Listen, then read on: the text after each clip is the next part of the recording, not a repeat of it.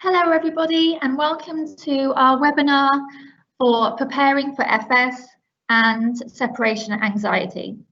I'm Miss Gemma, I'm the head of FS, and today our speakers are going to be Miss Rosie, the head of FS2, Miss Megan, the head of FS1, and then Miss Cassie, who's going to be discussing how to deal with separation anxiety. At the end of the session, we're going to have a question and answer session, but hopefully we'll answer all your questions during your presentation. So if you could just wait to the end, that would be lovely. So now I'm going to hand over to Miss Rosie, who's going to be talking about preparing for FS.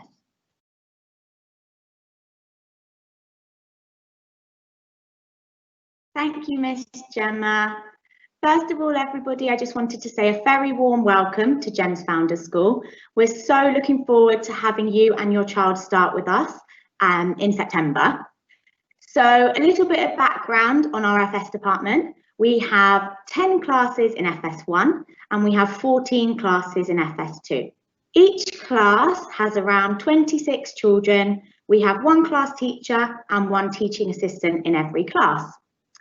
At GEMS Founders School, we learn through the British Early Years Foundation Stage curriculum, and this runs from the start of FS1 to the end of FS2. There are 7 main areas in this curriculum. The 3 prime areas are personal, social, emotional development, communication and language, physical development, and then the specific areas are maths, literacy, understanding the world, and expressive arts and design. Thank you, Mary.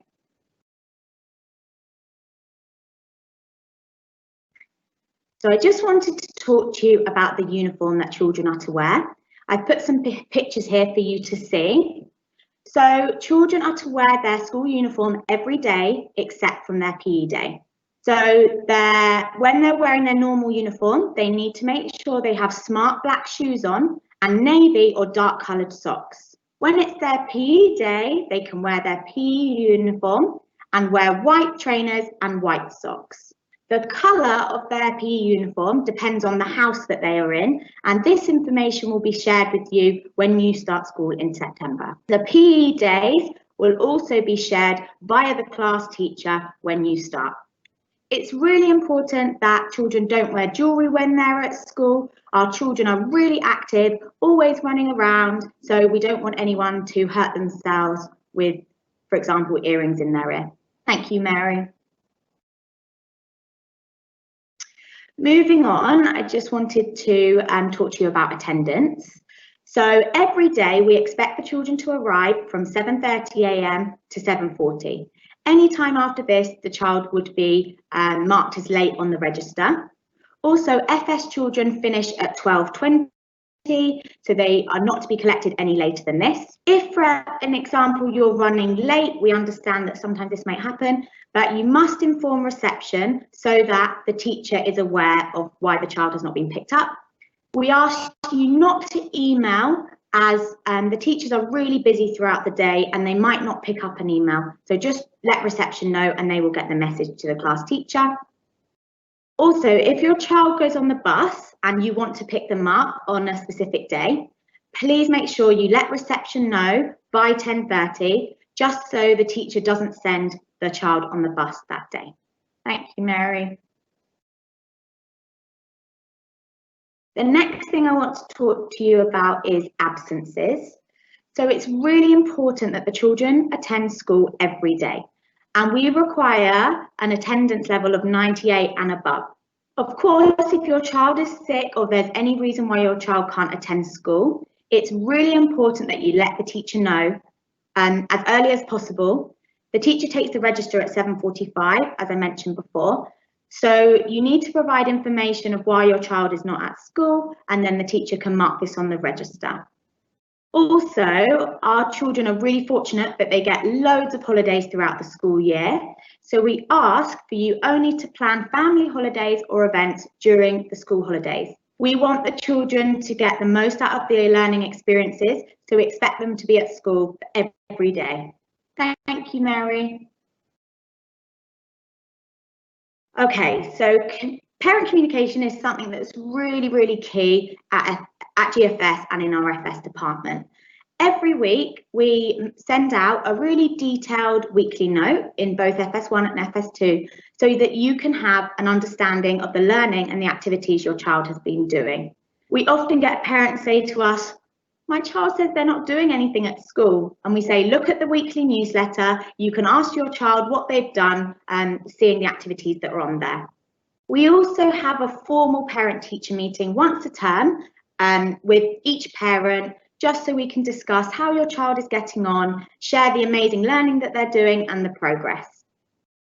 The class teachers are always really willing to meet with you informally, to answer emails, just to keep up to date. So if you need to, you can arrange a meeting with them at any point throughout the year.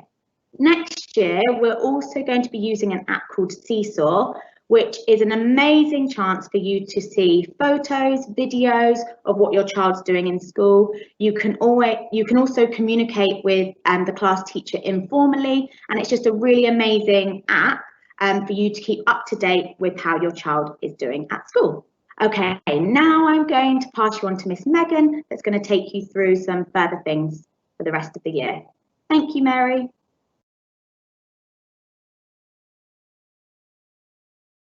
Thank you, Miss Rosie. Thank you, Mary. So I'm going to talk about the snacks that your child can bring into school. So your child will need to bring a snack into school every day, and it should be healthy and it should be easy to eat finger food.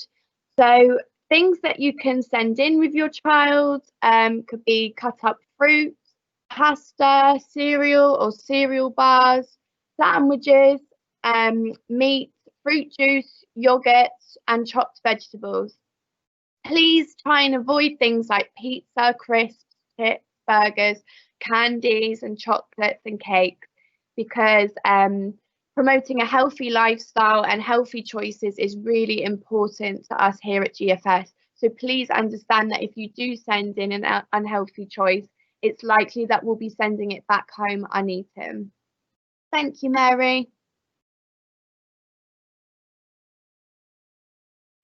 So at GFS, we are a nut-free and pork-free school. Please do not send any nut products to school in your child's lunchbox, as there are children who are allergic to a variety of nuts, and we must all help to ensure that we keep them safe.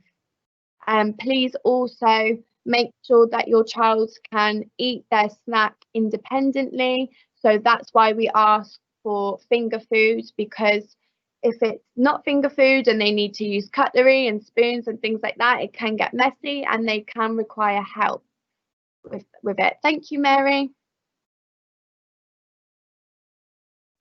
So things that your child will need to bring with them. So they will need to bring in a bag, and in that bag they need a light spare set of clothes. This includes underwear, socks, t-shirts, shorts, and it doesn't have to be uniform, but we do ask that you put your child's full name and class in all of their personal belongings in case they get lost, and then they can find their way back to us. Your child will also need a water bottle. It will need to have a convenient lid, and you need to make sure that your child can open their water bottle independently, because it will be very tricky for us as teachers to support all 26 children throughout the day with opening and closing their water bottles. So please make sure, test it out with them first, make sure they can open it and close it by themselves. In their bags, they'll need the healthy snack like we were talking about, and please make sure that's just finger food. Please make sure their bag is small enough just to cover their backs, as they're going to be putting their bags into small cupboards in the class. So they need to make sure they're small enough to fit in. We ask for no trolley bags, please, as this can be a health and safety hazard. So your child is going to be responsible for bringing their bags into class and putting their things away all by themselves. A great way that you can help your child to become independent with this is by letting them help you pack their belongings the night before. Then they're aware of all the things that are inside their bag, all the purposes for each of their things, and then they take responsibility for making sure they take all of those things home. Stationery and books can be purchased through the school bookstore, and you will receive links to purchase these online from the school soon. Thank you, Mary. So home learning. So as Miss Rosie mentioned before, we will be sending a weekly newsletter to you with all the information about what we're learning in class, and we will also be giving you ideas on what you can do at home with your child to further their learning and to support us with what we're doing in class. But these things will normally be communication and language based. Thank you. Toileting and hygiene. So all children entering our school must be toilet trained, and this is in the application form that you signed when you enrolled your child into our school. So this means managing all aspects of toileting and hygiene independently, including cleaning themselves. If you do have any queries regarding this, please do reach out to us and let us know so that we can support you as best we can and support your child. We do understand that the children are very young and toileting can be really tricky for them, and we do understand that sometimes young children will have accidents and may need some extra support with some things. So we can just clarify to you what we can support you with and what you need to do to support your child with that at home. We don't allow diapers or nappies in school, and if your child does come to school wearing one of these, we will be phoning you to come and collect them and take them home. Thank you, Mary. So birthday celebrations. So parents are welcome to join their child in class on their birthday, and we usually invite you in at 11:45 for this. You need to let your child's teacher know a week in advance so that arrangements can be made. You can bring in goodie bags, but they must not contain any food items because of allergies and other things. We ask you not to bring in birthday cake or treats, as these items are not allowed in our school. And it would be really nice if you can send in pictures of your child growing up to your child's class teacher so that they can share those with their friends. Thank you, Mary. So to ensure your child is receiving the best help at home, we've got some helpful hints for you. So do encourage your child to be as independent as possible in all areas, and this includes dressing and undressing themselves, especially with things like shoes and socks, as they're often taking these off in school, and it's really helpful if they can do this by themselves. Do read stories to your child and do talk to them about the stories and ask them questions. Do encourage your child to play with other children. Do encourage your child to go to outdoor activities like the beach and the park. Help your child to recognise their name, and you can point out to your child how the first letter of their name has a capital letter and the rest of their name has lowercase letters. Do encourage your child to listen to what they can hear around the house and when you're out and about, and do help your child to learn the sounds of the letters. So that brings me on to some don'ts. So please try and refrain from teaching your child to learn to write their name in capital letters, because then we have to reteach them how to write their name with the first letter as a capital and the rest in lowercase. And please refrain from teaching your child all the letter names of the alphabet. So that's A, B, C. It's fine if they know the alphabet, but when we teach them the letters, we teach them the sounds that the letters make, as this is more helpful to them and this will help them to read and write. So if they think that the letters only make the letter names, then it can be tricky for us to reteach them that actually those letters make sounds. If you need any support with that, you can just ask your class teacher, but we will be covering that when we teach phonics in class. And try and refrain from having your child have too much screen time. We suggest maximum 2 hours a day. Thank you, Mary. So that's the end of our first part of our presentation. Thank you for listening. At the start of the year, there will be a welcome meeting for you and your child to meet your class teacher and to settle into the FS. You will be receiving information on FS and welcome letters and videos from your class teacher soon, and you will be able to direct individual questions to your class teacher or your head of year. Thank you very much.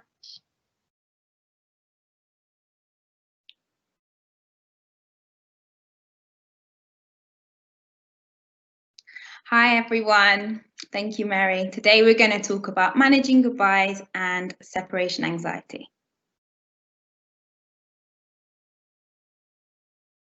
So my name is Miss Cassie. I'm a FS2 teacher here at GFS, and I'm also supporting parents online through my Instagram channel, which is 30 Seconds with Cassie, and the link is there if you'd like to have a look. Thank you, Mary. So today we're going to cover what is separation anxiety. Is it normal? How can we make these goodbyes easier for our children and for ourselves as parents? How can we manage that first day of school? And what do we do if our child finds it hard to separate? So what is separation anxiety first? So it's a fear and anxiety of strangers. It's that feeling for children when they feel really uncomfortable about being separated from you, their parent, perhaps their nanny or caregiver. It's a real normal part of development that children go through. So some signs of separation anxiety. So your child may cry, they may be really distressed when you're not in sight. They may become very clingy, you know, when they cling onto your leg or your arm, pull on your clothes. They may start experiencing issues with eating habits. The eating habits may change. Their sleeping habits may change. So perhaps before they slept throughout the whole night, but now they're kind of unsettled during the night, they're waking up, and you might experience a change in their mood or character. So why do children experience this? So with you, your child feels really safe. You know, they know with you they're safe and they have everything that they need. It's almost a survival instinct that they know if they stay with you, they're going to have food, they're going to have water, shelter, all these kind of things that they need to survive. So when you're removed from that equation, children are innately worried that they're not going to be able to get all the things that they need to be safe. And that's where this kind of internal anxiety kind of comes from. And they also don't yet have a grasp of time. So you may only be leaving for 10 minutes, for example, but because they don't know the concept of time, they don't know when you will come back or if you will come back. So that brings on additional anxiety for them. Thank you, Mary. So talking about preparing to start school. So your children are starting school in September, maybe they're in FS1 or FS2, but regardless, it's going to be a new change for them and a new environment with a new teacher. So it's important to start thinking about this now so you can spend the summer preparing them for that change. And small changes that you can make now are going to make a massive difference when they do actually start. So it is normal for children to have this separation anxiety. It's typical that it starts to arise from about 6 months till 3 years, and then children start to grow out of it.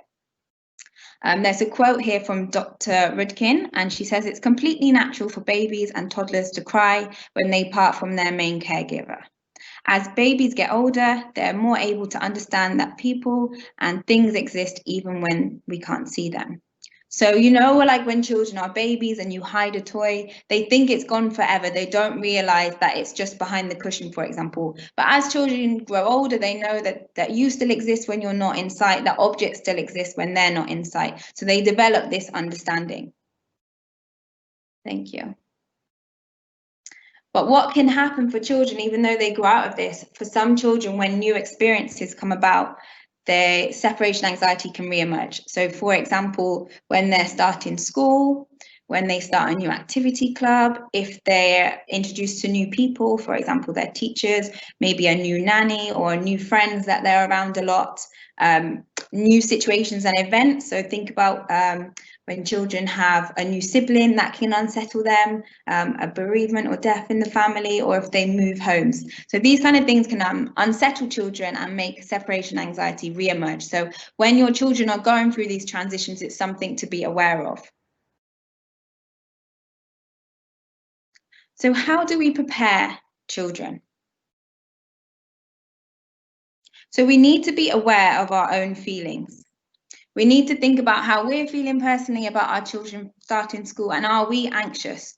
Because if we're anxious ourselves, we're going to put that onto our children subconsciously. You may not realize it, but through your choice of words when you're talking about school, from your body language, children will pick up on that, and they may then mirror those feelings that you're having. So you want to start thinking about how you're feeling and address those feelings from now, so that you can help your child to develop a positive attitude towards school. So as much as you can, use positive words and language when you're talking about school. And you just want to make sure that you are checking in on yourself, so make sure that you are aware of your feelings, and you want to actively get your child excited for school. So talk to them about it, and, you know, show them you're excited about it too. So you want to prepare your child, like I was saying, from straight away in the summer. You can do small things to really help them get ready. So for example, start your routine early. Don't wait until the night before they start school to start getting them to bed at a good time for them to be alert during the school day. Make that bedtime implemented in your routine from at least a month before, so that they can get used to waking up at that time. You know, if your child usually wakes up at 9 o'clock, 10 o'clock, let's say, and then suddenly on the school morning they're having to wake up at 6, it's going to be a massive adjustment for them. So you want to start getting them into that routine earlier. So you want your bedtimes and your wake up times to be put in place before they start school, so they're used to it. Get them to pack and unpack their bags, so they're aware of what they will have on them and what's inside their bag when they're at school, and start leaving them with someone else for short periods of time. So if your child is always with you and you know that they'll struggle with being separated from you, start by giving them even just 10 minutes apart from you. So say you're going to the shop and you leave them with another parent or a nanny or another reasonable adult, and then you leave them for 10 minutes. And then over the summer, you can gradually build this time up so that they get used to being apart from you. Now, to help children say goodbye and get them used to this transition, start doing test runs of the experience. So maybe you want to drive by the school so you can show them what it looks like from the outside. You can do a virtual walkthrough on the website. I've put the link there for you as well if you want to have a look on that. But basically you can, through your laptop or your iPad or phone, you can walk through the corridors and see some of the classrooms, show them the playgrounds and the courtyards, so that they're aware of what it looks like and what they're going to experience on the day. You want to be practicing you leaving the room and doing that goodbye routine, you know, practicing this is what we're going to do when we go to school, we're going to open the door, and you can role play the whole experience, you know, role play giving them a hug, a kiss goodbye, and then leaving the room, so that they know exactly what's expected to happen on the day. You can use books to open up the conversation and explore different emotions with them, but you really want to be talking about it from now, so that they're able to, you know, explore their feelings about it and ask any questions if they have any. So start getting them familiar with it now, and like I said, get them familiar with being separated from you for short periods of time, so that they're ready for that transition. Thank you. So you want to be prepared and organized.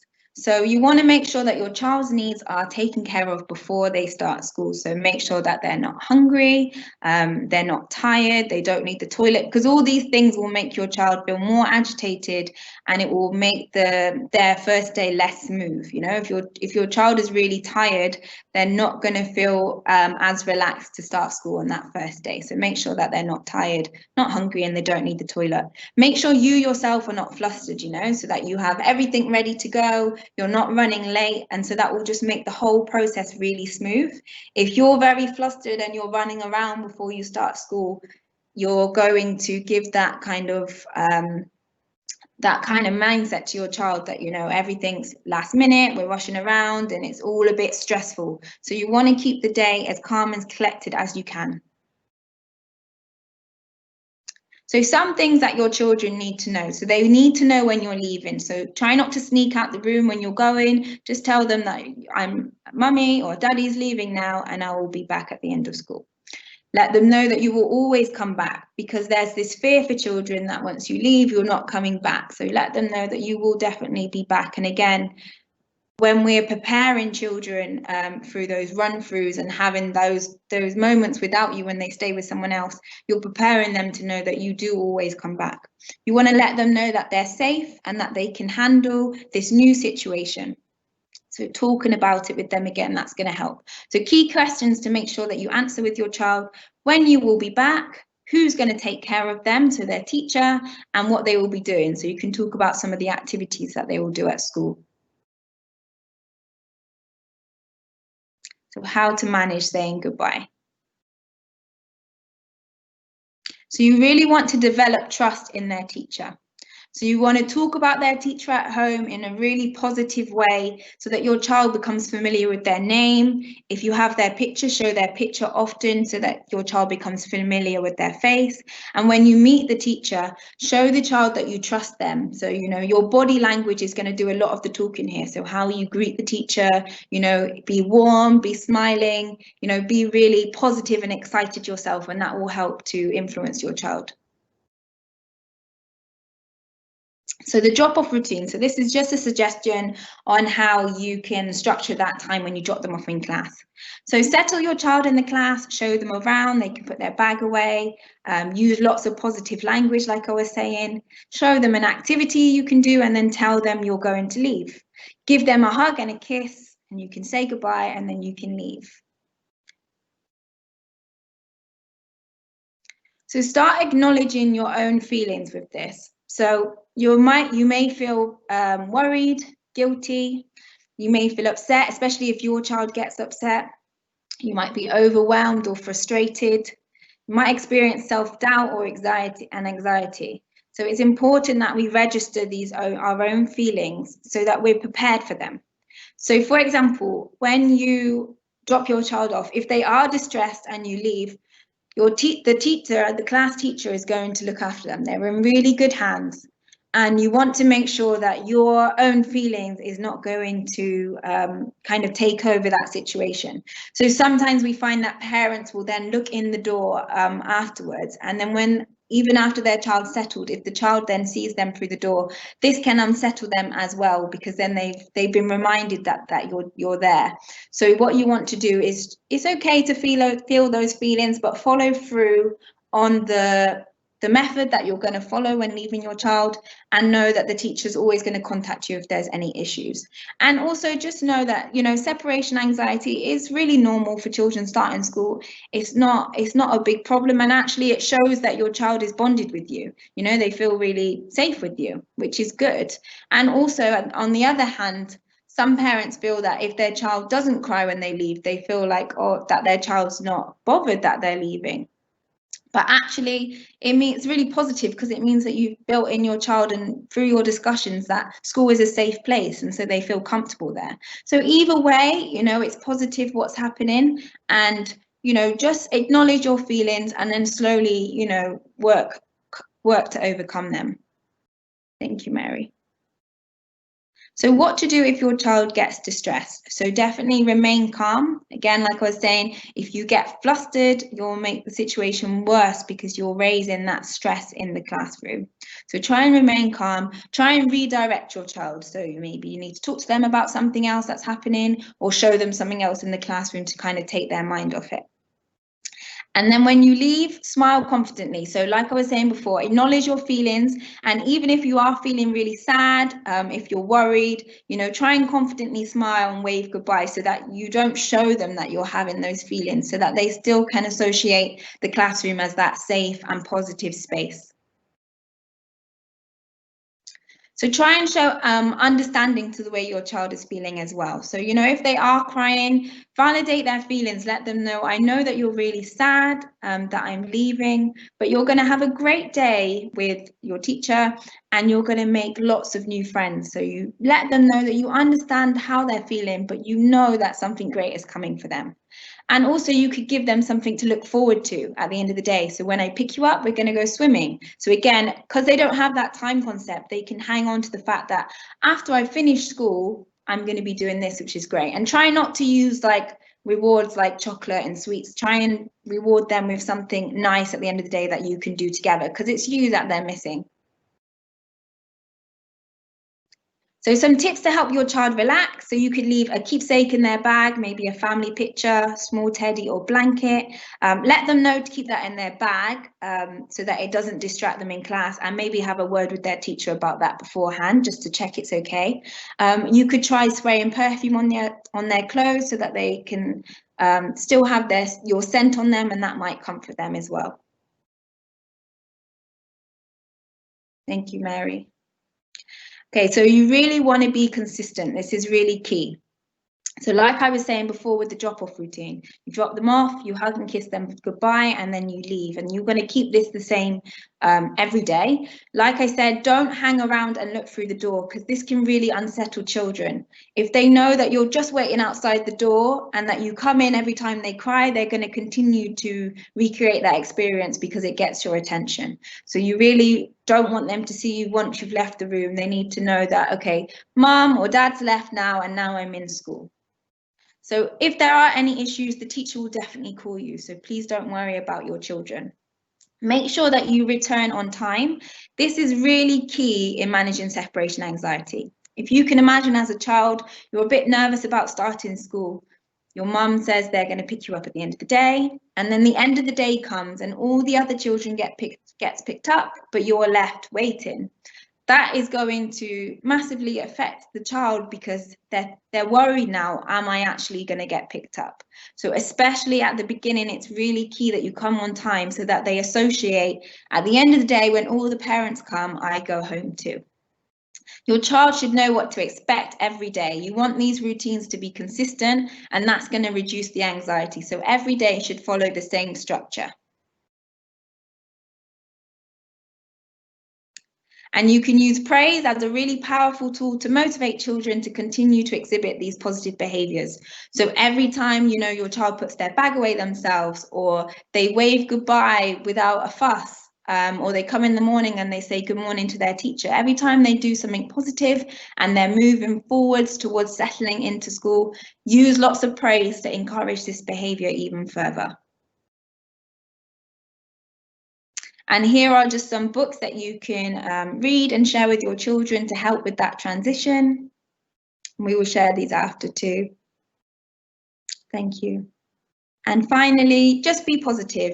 You can do it, they can do it, and positivity is contagious. So if you just have a positive mindset, you're going to pass that on to your child, and then starting school is going to be a really enjoyable experience for you all.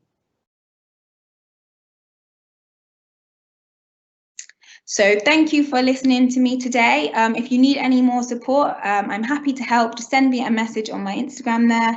I'm also doing webinars throughout the summer preparing children for starting school, so you can have a look at some of them. And I'm posting lots of free activity ideas on school readiness as well. So you're welcome to come and check that out and send me a message. Thank you, Mary. So if anyone has any questions, you can just pop them in the chat now, and all of us will be free to answer them. Thank you.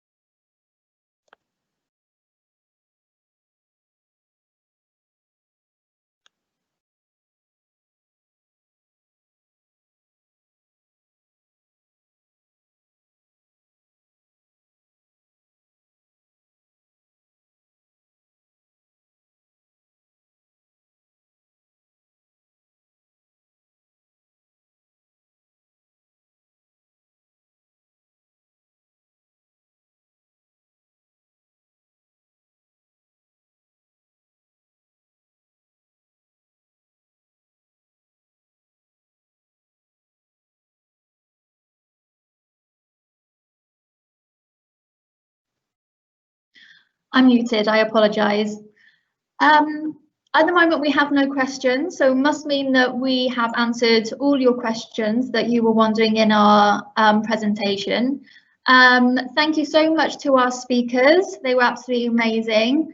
Yes, we are going to upload the recording. I can just see a question on the side. So we will email this presentation to all the parents, and we will also upload it onto our YouTube page also.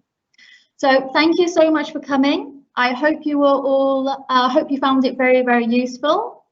Gonna wait a couple more minutes, but I don't think we have any more questions. No, I don't think we have. So thank you very much for coming, and we hope you have found this very, very useful. Thank you and goodbye.